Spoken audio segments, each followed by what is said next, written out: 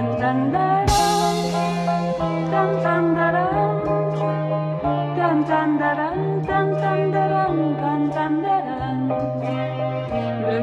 est beau, le ciel est bleu, j'ai deux amis qui... Bonjour à tous et bienvenue dans Entre Terre et Mer. Pour ce nouveau numéro, nous avons suivi le quotidien pendant 24 heures d'une famille qui a décidé de vivre sur un voilier du côté de Port-Moselle. Un rêve de beaucoup de monde qui est devenu réalité pour Mélusine, Johan et leur bébé. 2009, pour la première fois de ma vie, je montais sur un bateau. C'est une totale découverte. Je suis venue en Calédonie pour la mer aussi, mais pas forcément sur le côté navigation. Ouais. Moi j'aime beaucoup ce qui est PMT, les poissons, tout ça. Ouais. Mais quand il m'a proposé, moi j'ai dit ça a l'air sympa. Ouais. Vivre sur un bateau demande une certaine organisation. Aller au travail ou se ravitailler en eau douce, par exemple, peut vite devenir une aventure. Est-ce si différent que de vivre à terre? Quels sont les avantages ou inconvénients à vivre sur une maison flottante? La vie de famille à bord d'un voilier, c'est tout de suite dans Entre Terre et Mer.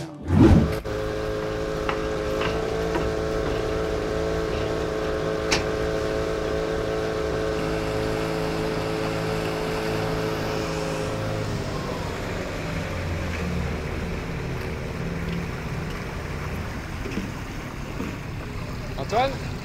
Enchanté Yann.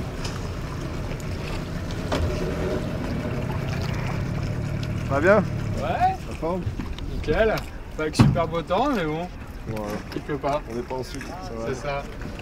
Dis-moi, on est venu, tu nous as ouvert les portes, tu as accepté notre invitation pour découvrir un peu ton quotidien et surtout la vie à bord d'un voilier. Entre Terre et Mer s'intéresse à ça, il est curieux de voir comment vous vous organisez, comment est-ce qu'on fait à bord d'un bateau. Tu connais de Port-Moselle? C'est ça, bienvenue et je te laisse monter et puis on va aller au bateau tranquillement. C'est pas celui-là? En se serrant un peu, on peut arriver à dormir. Ok, feu.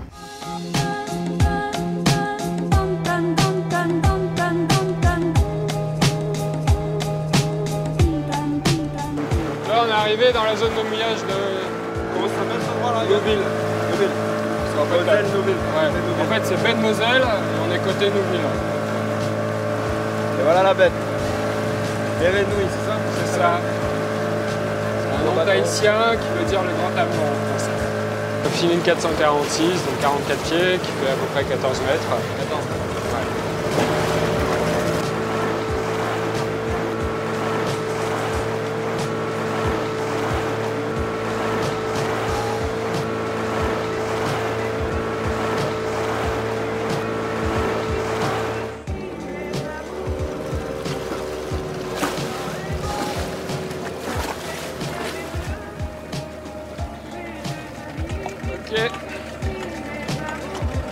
Hop, alors, prends le bout là pour te tirer dessus, comme ça tu peux monter sur le boudin là. Merci de nous accueillir.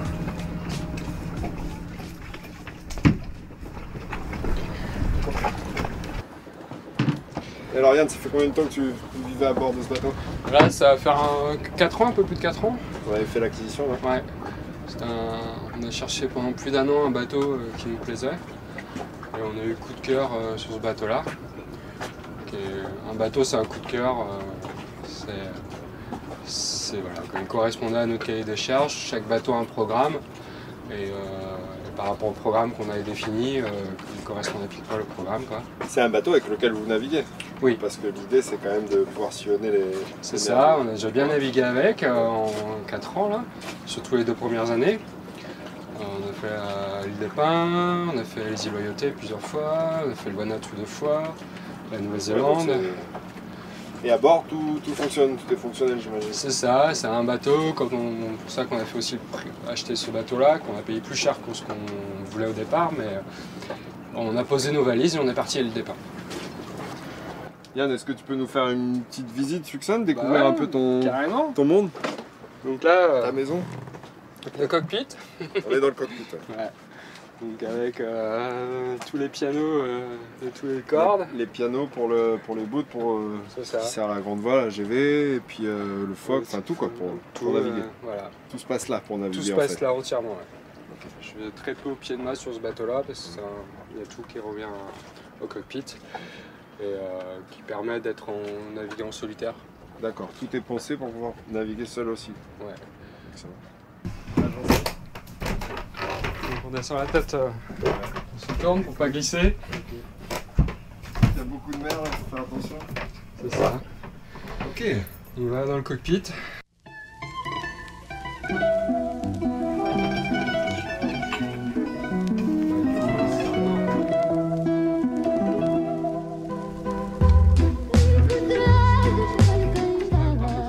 Dans le carré, pardon. Spacieux. Oui. C'est ce qui a fait partie des coups de cœur sur ce bateau-là, Ouais. parce qu'on avait un gros carré, une belle cuisine. Un agencement ouais, bien pensé. Et surtout un agencement pour naviguer, qui est prévu pour naviguer. Ouais.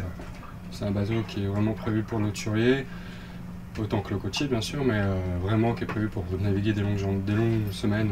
Là on a l'espace cuisine, l'espace Table à carte, Ouais. qui correspond à un bureau, puis tout l'informatique et tous les répétiteurs des instruments qui reviennent dans le cockpit. Ça se passe. Ok. Yann, dis-moi, j'imagine qu'un bateau doit tout être pensé au millimètre. Optimiser la place, optimiser les fonctionnalités du navire. Enfin, Ah oui, surtout quand on navigue. il y a tout qui est pensé à naviguer, parce qu'un bateau ça reste pas droit, ça se penche, c'est gité. Il y a de la houle, donc il va de haut comme ça, il penche comme ça, donc il y a tout qui est optimisé pour pouvoir se déplacer et pour pouvoir se faire à manger. Par exemple, la cuisine, c'est pas comme à la maison, elle est fixe. non. Celle-là, Elle bascule. elle bascule en fonction de la gîte ouais. du bateau, qui fait que la gamelle d'eau ou de n'importe quoi qui est dans le Ne four tombera pas. peut pas tomber, quoi. Ouais. Tout, Ah non, les légumes sont pris dans des filets ou dans des paniers, mais tout est attaché. Le frigo, alors maintenant sur les bateaux de maintenant, c'est avec des portes, mais en navigation c'est impossible avec une porte, il y a tout qui tombe. Donc en fait, C'est un bac. on est plus sur des frigos qu'on lève comme ça, quoi. Là j'ai le congèle, qui est pas tous les bateaux ont un congèle, c'est quand même un bateau qui est... Non, on est vraiment dans une maison, quoi, dans un appartement. On est dans un petit appartement, un petit F2 avec 3 chambres, quoi, F3 quoi, F3 sur l'eau, quoi, mais ouais, c'est... Et alors, est-ce que ça nécessite plus d'attention, plus de maintenance, de travaux sur un navire que de vivre à terre dans une maison, dans un appartement ça nécessite 15 fois plus de maintenance et de travaux qu'une maison classique. C'est sans cesse du bricolage. C'est sans cesse de l'électronique, de la mécanique, des voiles, des mâts, surtout sur un voilier, c'est qu'on a le moteur et le mât. Donc en fait on a 2 organes de motorisation qui met en permanence à surveiller, quoi. Donc c'est du quotidien. C'est... Là, on est en début d'après-midi. Quel est ton programme? Ah voilà, j'ai un petit taquet d'un hublot là dans la cabine avant qui a cassé cette nuit là, avec le gros coup de vent là. Ouais. Donc il va falloir que je le remette parce que je peux plus naviguer, parce qu'autrement il y a l'eau qui va rentrer, quoi, je peux plus le fermer. Donc voilà, c'était la petite mission de l'après-midi. Bah, en fait, sur les bateaux, tu as un phénomène qui s'appelle l'électrolyse. C'est quand tu as 2 matériaux, un plus moins résistant que l'autre. Le moins résistant en fait se bouffe naturellement. Donc là en fait c'est des rivets en alu, mais bon, ils doivent avoir l'âge du bateau, donc ils doivent avoir 25 ans, et là il y en a un qui a lâché cette nuit quand le hublot s'est refermé avec le coup de vent, quoi. Donc voilà, on va le changer parce que autrement on peut plus fermer le hublot et voilà, il peut pleuvoir à l'intérieur après.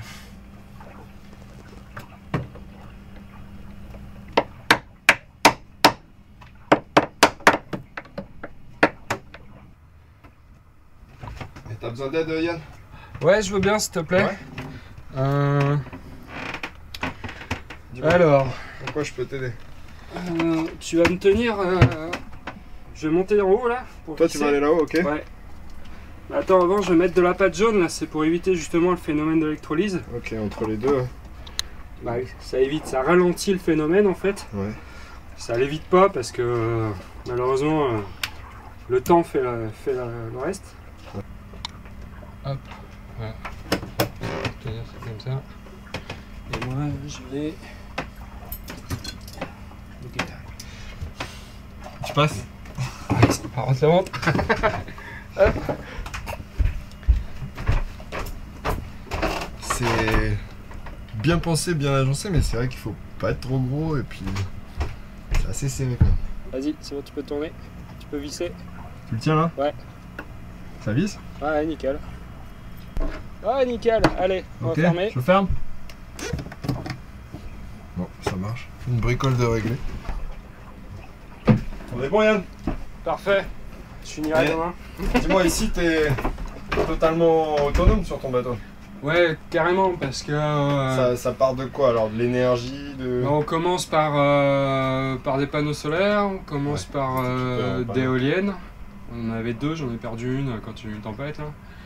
Ouais. Par alternateur sur le moteur, mais comme sur les voitures, mais aussi un alternateur sur l'arbre d'hélice. Tout ça c'est pour produire l'électricité? Pour produire l'électricité. Ouais.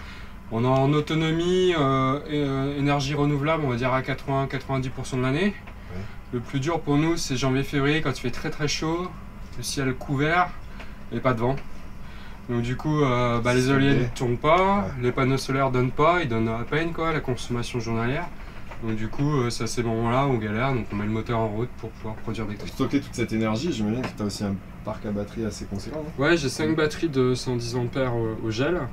En fait, l'avantage du gel, c'est que ça te permet d'avoir une décharge beaucoup plus profonde que des batteries au plomb comme dans une voiture. Ouais.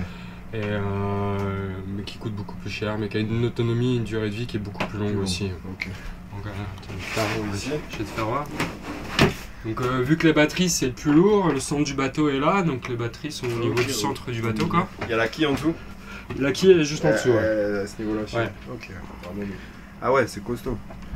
Donc c'est un parc qui commence à avoir 6 ans à peu près. Et là t'as un... Là c'est un convertisseur, donc en fait ça permet avec le 12 volts des batteries de passer en 220. Le bateau est tout équipé en 12 volts. Ouais. Et grâce à ça on peut passer en 220. En 220, donc il me permet, j'en ai 2, là c'est le plus gros, c'est celui que je me sers rarement, c'est pour les gros travaux, la disqueuse en cas qu'il y a besoin de couper quelque chose, l'aspirateur aussi, qui nécessite beaucoup d'ampérage. Par rapport à une maison, souvent on achète le matériel électrique où il y a le plus de watts. Mais sur un bateau, en fait, on achète le matériel où il y a le moins de watts possible, quoi. Donc acheter un aspirateur avec moins de watts, c'est très compliqué actuellement. Donc on a un petit le moins énergivore. Le moins énergivore, ouais. Mais en fait, tout est... on cherche récupérer le maximum d'énergie de partout. Donc des ampoules à LED de partout, le frigo, on le met à la bonne température, on fait attention de ne pas trop l'ouvrir parce que du coup, il met très longtemps pour redescendre. On a une télé, mais à la télé, on va pas l'allumer sans la regarder. C'est vraiment au moment qu'on utilise. Pareil, après, on a une machine à laver, mais la machine à laver, c'est quand il fait super beau, quoi. Ouais. Quand il y a vraiment du soleil. Autrement, on va aller à l'abri comme tout le monde, quoi. Ouais. Là, de temps en temps, on a vu un peu l'intérieur. Si tu veux, on va aller voir le pont avec les... Là, tu vois, c'est la GV, la grande voile. Ouais. Donc en fait celle-là c'est une voile qui rentre dans le mât en fait, qui est dans un enrouleur. Ok. Donc en fait ce qui permet quand je suis en solitaire de réduire la voile plus simplement que quand tu dois prendre des riz. Ça se fait aussi en solitaire prendre des riz, mais c'est quand même plus périlleux, il faut venir à l'avant du bateau. Ça demande un peu plus de risque de sortir du cockpit à chaque fois. Donc là du cockpit j'enroule la voile ou je la déroule qui permet d'ouvrir ou de fermer en fonction de la puissance du vent, quoi. Je vais récupérer les bidons pour aller remplir un peu d'eau parce que j'en ai plus là à bord pour la douche de ce soir et le bain de bébé.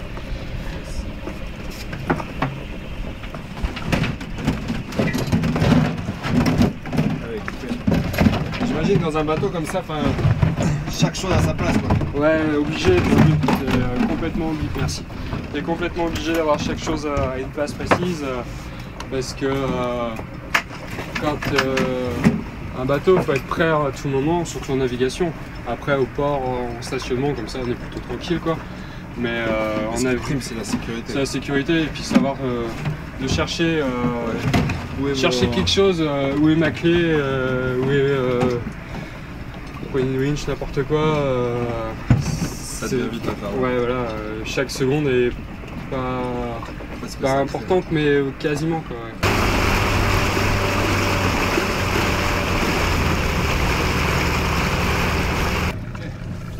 Vas-y.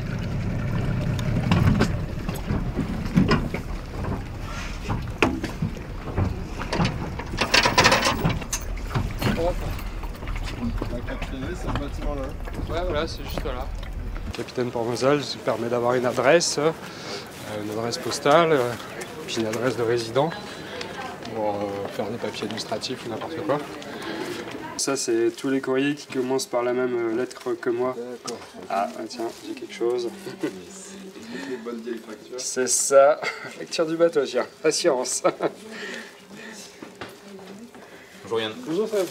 Ça va? Oui et toi? Tiens, tu tombes bien, tu sais où on en est sur la liste d'attente pour la place au port? Sur ta liste d'attente pour la place au port, oui. Alors on a une bonne et une mauvaise nouvelle. Je vais commencer par la mauvaise immédiatement. On va pas pouvoir te proposer de suite une place. Mais la bonne nouvelle, c'est qu'on a entamé un appel d'offres pour aménager l'ensemble des pontons qui existent aujourd'hui et les rallonger. Ah cool. Ça offrira donc des places supplémentaires dans le port. Là, je vous entendais dire avec Yann que dans un avenir plus ou moins proche, il est prévu des travaux. Quels sont-ils? C'est l'agrandissement du port? Alors, c'est un plan d'aménagement global de tout Port-Moselle. Donc, on a une première partie qui ne concerne pas d'abord la partie à flot. Donc, c'est un lot d'aménagement de tout le parking que vous avez là-bas derrière, qui aujourd'hui est un parking libre, tout le monde peut s'y garer. Bien évidemment nos clients, mais d'autres personnes. Donc ça, on va le fermer et le rendre accessible uniquement à nos clients. Okay. Donc ça répondra déjà à une problématique de stationnement qui est quand même assez forte, surtout les week-ends. Et donc le deuxième lot de l'appel d'offres de Mitritov qu'on a lancé il y a quelques jours, c'est l'aménagement, le réaménagement des pontons existants. Et tout ça nous ferait gagner, je te dis, entre 120 et 140 places, tout dépendra des tailles de bateaux qui seront mises, si c'est des catamarans, parce que du coup un catamaran prend 2 places de monocoque, s'il y aura de la vie à bord ou pas, parce que bien évidemment sur certaines tailles de bateaux, les gens c'est leur habitation principale, donc il y aura peut-être de la vie à bord, et du coup repenser aussi nous tous les services derrière qu'on propose. Bon voilà, bonne nouvelle. Ouais, bonne nouvelle. Alors bonne nouvelle parce que j'ai cru comprendre qu'il n'y avait pas de place, donc c'était une question de temps et que c'était prometteur. Ouais, et puis on est nombreux à attendre, et puis ils font au mieux, ils essayent toujours de nous arranger pour essayer de trouver une place quand on a besoin et qu'on n'a pas le choix, quoi. Donc voilà. Bon, on va aller faire l'eau, Allez, de l'eau, c'est vital, c'est parti.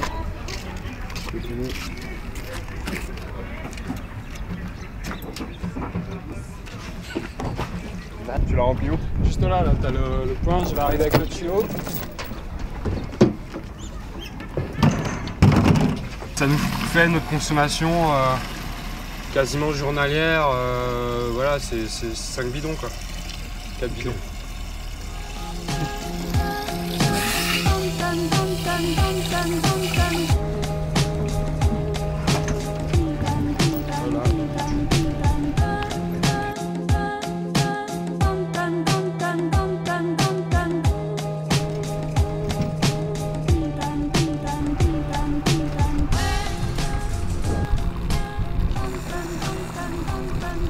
Ah tiens Antoine, il y a Mélusine qui arrive avec Timéo.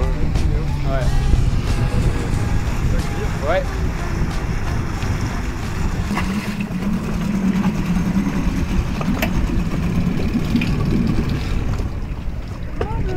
Bonjour, enchanté Mélusine. Qui c'est qui avait pas relevé le moteur encore? Allez Loulou. Et Timéo. Ouais.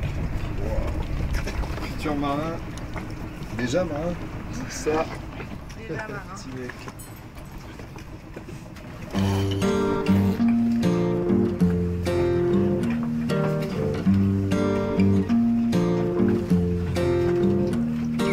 Always do what I want. I used to say till I met you, but now those days are long gone. Got the words for a song, but every word is your name, and your name's every word. Cause I love you, love you, love you, love you, love you more than I. Pommes de terre. Poisson. Et comment? C'est bon? Oui, c'est bon. Et ne remets pas la main dedans. Non. C'est vrai. C'est vrai.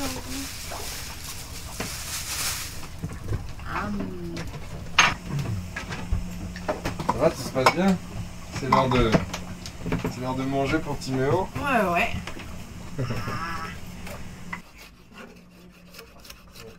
Qu'est-ce qui a fait que, peut-être pas du jour au lendemain, c'est mûrement réfléchi, mais... Quand il m'a proposé, moi j'ai dit ça a l'air sympa. Ouais.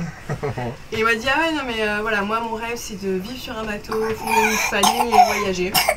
J'ai dit ouais j'aime bien. Et c'est vrai que moi étant passionnée de la mer, oui, le bateau je connaissais un peu, j'en ai fait quand j'étais gamine. Pas énormément, mais j'avais une représentation de ce que ça pouvait être. Et puis la dimension d'être dans un habitat un peu différent, avec une forme d'écologie parce qu'on fait attention à l'eau, à l'électricité et tout. Je trouvais que c'était quelque chose qui me plaisait.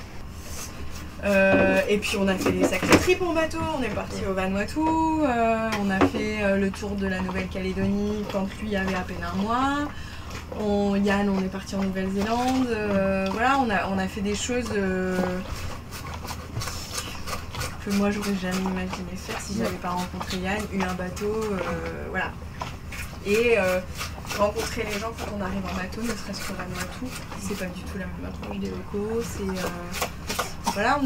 on est sur un autre rythme, on est dans une bulle. C'est comme une maison à terre ou... Alors, c'est on comme parlait une maison. de l'eau, de toute la gestion, il y a des certaines mais voilà, non, après... on n'est pas sur les mêmes paramètres. L'eau, on est obligé de faire, l'eau douce j'entends, on est obligé de faire très attention. Notre consommation électrique, elle dépend du soleil et du vent. Donc quand il fait pas beau et qu'il n'y a pas de vent, on regarde pas la télé, on n'utilise pas certaines choses. Donc voilà, c'est notre gestion. Alors, on va amorcer le bain, le petit machin. Ouais. Donc je vais aller chercher les affaires dans sa cabine. C'est l'heure du bain. Allez, c'est l'heure du bain. On a fait chauffer l'eau à la bouilloire par exemple pour le bain du petit. Bon, sauf qu'il y a plein de gens en brousse, c'est ce qu'ils font aussi. Et là vous êtes tous les trois, vous marchez pas dessus non plus quoi, j'ai pas l'impression. Non, parce qu'on a fait le choix d'un très gros bateau. Le bateau est spacieux. Parce qu'on a fait le choix de... Alors on s'est endetté comme tout le monde, on a fait un crédit pour ça. Mais nous on savait que c'était pour plusieurs années. Et l'idée c'était de pouvoir partir avec des copains en week-end, d'avoir une famille sans qu'on soit les trois, sans... voilà. Donc c'est des choix. Et là-dessus, moi j'ai aucun regret. Là on est dans la chambre de Timéo. Oui, elle a été adaptée spécialement pour. Par exemple là à la base c'est un évier. Ah ouais. Et papa a fabriqué la planche et c'est là où on change. Excellent. Et donc ça veut dire qu'en navigation, quelle que soit l'inclinaison du bateau ou de la gîte, ça bouge pas. On est en sécurité et le petit, voilà.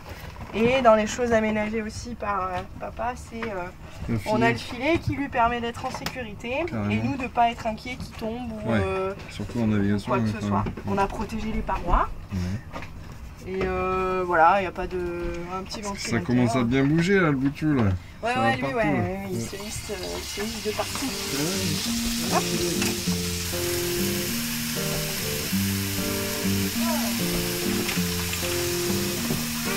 Always do what I want. I used to say till I met you, but now those days are long gone. Got the words for a song, but every word is your name. On va attendre que Mimi finisse d'endormir Timéo. Et puis après on mange tous les deux d'habitude, on mange ensemble. Et puis après voilà, comme tout le monde, on va se mettre devant la télé et dodo quoi. Freedom sings like a bird, which digs a hole in your chest. Well, life is to be host, so why in this earth would I want being any close to you or see you anymore? Cause I love you, love you, love you, love you. Là, il est 7h du matin, organisation. On déjeune, on grille le pain, et après la journée elle s'enchaîne. Donc on prend le petit, on emmène le sac, on va dans l'annexe. Petit mec à la crèche. Petit bout à la crèche, et boulot quoi.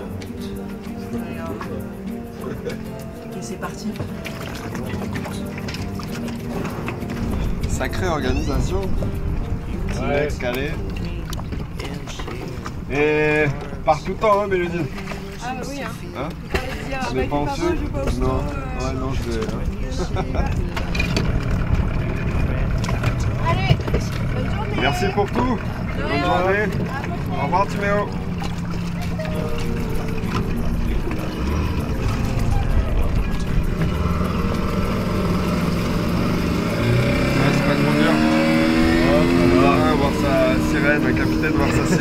elles sont petits pirates. Petit loup. Nous, Yann, le programme. Bah écoute, il n'y a pas trop de vent, il pleut pas. On va aller voir le génois, on va ouvrir le génois, donc on va larguer les amarres, on va les tirer des bords. On va aller tirer des bords. Donc on va naviguer un peu. Ouais, carrément. C'est top. Il n'y a pas trop de vent, donc les alizés se lèvent trop tôt, je se lève trop plutôt. Ouais. Et Dan dan da dan dan da da allez. Allons. dan dan da dan dan da dan dan da dan dan da dan dan da dan dan da dan dan da. Dès que la météo le permet ou le temps surtout, vous sortez. Ouais, carrément. C'est l'idée. Avoir sa maison à bord mais avant tout de naviguer. C'est ça, on va pas forcément très loin à chaque fois.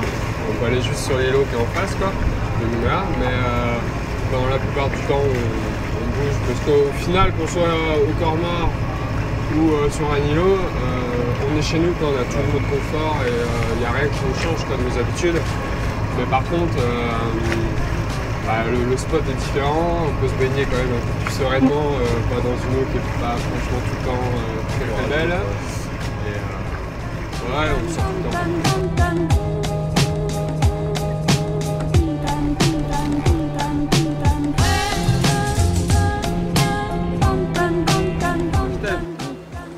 On va passer 24 heures ensemble, C'est la ça. petite famille. On clôt ces 24 heures avec une sortie en mer. C'est top, royal. Bah ouais. Et on va où là? À Bélep? Bah là, on va à Bélep là. Sydney? Allez, Bélep, je t'ai pas dit, en fait c'est pas 24 heures là, c'est 48 heures, je t'ai passé en plus. Top. Et en tout cas, merci pour tout de nous avoir ouvert les portes et puis d'avoir découvert un peu votre intimité, savoir comment vous vivez à bord. C'était top. Bah de rien. Merci Yann. Merci à toi. À bientôt. Yo, bah à bientôt, nous on continue. Hein, si je peux te servir de mousse. Et nous on se dit à bientôt par contre pour un prochain numéro d'Entre Terre et Mer. J'espère que vous aurez passé un bon moment en notre compagnie. Et puis ciao.